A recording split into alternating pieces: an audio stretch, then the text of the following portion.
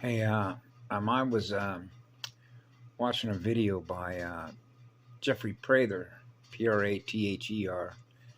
He has a pretty lengthy background in military defense intelligence. I believe he worked for DIA, which is Defense Intelligence Agency.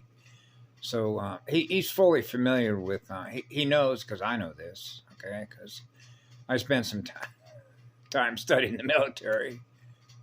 The extent to which I had a personal relationship with the U.S. military is I was a civilian. I was getting a paycheck from the United States Navy, but I was a fire captain working at Seal Beach Naval Weapons Station in Seal Beach, California. So you know what a weapons station is, right? No coincidence why I was there when I was there, which would have been 1989 through, say, 1989, 1980. 79, late 79, I think, was when I wasn't there all that long. I was there for about a year and a half before I bug-eyed across the street. There's no coincidence in the geographics on this, right? Between going from Naval Weapons Station in Seal Beach and then hop skip up to Downey, which is just right up the 605 freeway, where the space shuttle project was, which was known as Rockwell International Space Transportation Systems Command. So I worked there as a fire protection officer, and that allowed me to have a key to every door, because we conduct what? Building inspections, right? Fire extinguishers, halon systems, et cetera, right? And then they had another division, which was in Seal Beach across from the Naval Weapons Station, which was Satellite Systems Command. That's when they were first putting up under what was known as the NavStar program, which is all your GPS satellites, right? And then right next door to that was another division, which was known as Information Systems Command. Okay? And then I made a few other routes, right? A road map, a geographical GUI mirror map up into Idaho Falls, Idaho, which is where the Idaho National Engineering Laboratory is, right? And work with those folks, right? And those would be companies like EG&G, MK Fick, General Electric, Westinghouse, Wilcox Babcock's, Raytheon, all those folks. In other words, the military-industrial complex. The label for them is known as, obviously, the deep state, right? But I was listening to a video this afternoon, and I thought it's too bad I don't have a mic in this, with a lady that came on his show named Amy Holstein, who started out, I guess, working in dispatch communications, and she deals with what's known as audio-video forensics.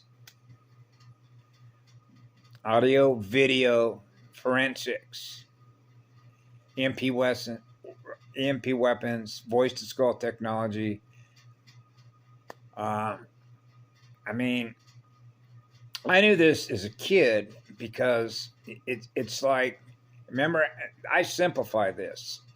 Imagine that something that is represented by energy, okay, as a suction machine, and you're a soul represented by a battery. It's going to put a leash or a lasso around your neck, because now you represent soul energy that it can siphon because it lost its God connection, because it's at war against God in its own mirror. That's dead light. That's your AI. That's your QI. So you're in a dead light system. So that means that the dead light system, when you think of systems command and architecture, okay, and what I call lines of communication, to what? Biometrics scanning. So it's scanning data. So it's scanning holographic data. So it's scanning mathematical codes. Then you can translate that to mathematical algorithms, right? And so now you can understand, when you look through the Voyager materials, about the difference between QI, or inorganic, or if you will, dead light finite consciousness, right? That is not faster than eternity. So eternity which is pre-phase matter consciousness, which is pure light, is not in matter yet. Now you're in the matter, now you're out of the matter. That's pre-phase, matter phase, pre-phase, matter phase. So in other words, it's flashing on and off at a rate of speed in which the AI cannot take a picture. That means it has no way to know where you're going to pop up at, because you're everywhere. Right? So you have a black hole within the eternal state of consciousness. Remember, the single point, never left home. I'm still at that single point, which is that single eternal sun. Right? So it collapses because it's finite light, which means it has a shelf life, which means it's a known. Because anything that is eternity can know what's going to happen in the future. Okay? Based on what?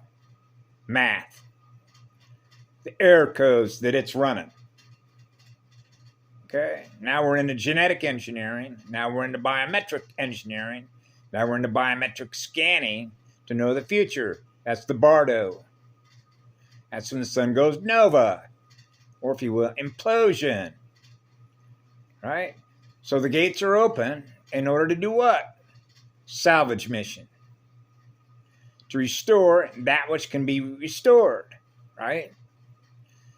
That's why when the way that the math works, the quantum probability function, it realizes how long is it going to take in order for a unit of consciousness to restore itself, which is to restore the codes so that it's got a communication line that's open in the primal sound and light field. Ooh, this one's non-repairable. This one, there ain't no way this one's ever going to recover. So when you have something that big that's trying to expand itself by virtue of continuing to siphon off soul energy, right, as the source of energy that it needs in order to maintain what it's aware of, because it realizes that if it doesn't, the acceleration of its own demise is going to speed up in the other direction, because then it's going to have to feed on its own supply, which means its reserve supply through what's left, because nothing else can be fed on. And that's called a shield. Okay? So that means that it has a given shelf life. That means the galaxy has a given shelf life. Okay? And they know that. They all know that. So that's what I do. Okay? So all that information is actually knowable when you're spending time to look at the math and the physics and the angles and the line of communication between sound and light patterns through the Gordian materials. Right? But we experience it on a local level, like a local area network, right? A wide area network, a galactic network, a universal network, gate system networks, network communications, the net, right? Like neuron nets, right? Frequency nets, frequency fences, frequency wars, using what? D weapons, directed electromagnetic energy weapons. So it's a gamer. You're in a war game.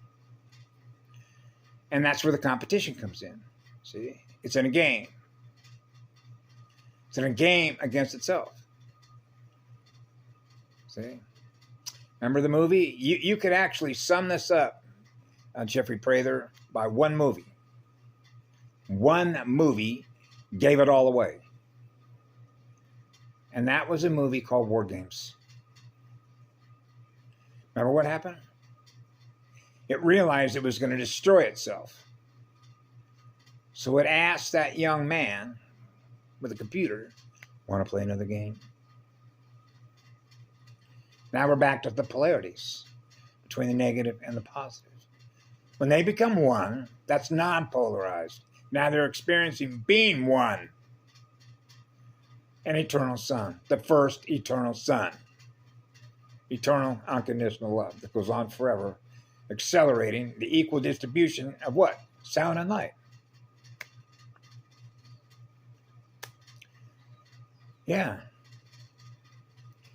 Thank you, Jeffrey Prather and Amy Holstein, for that nice little video you guys did today.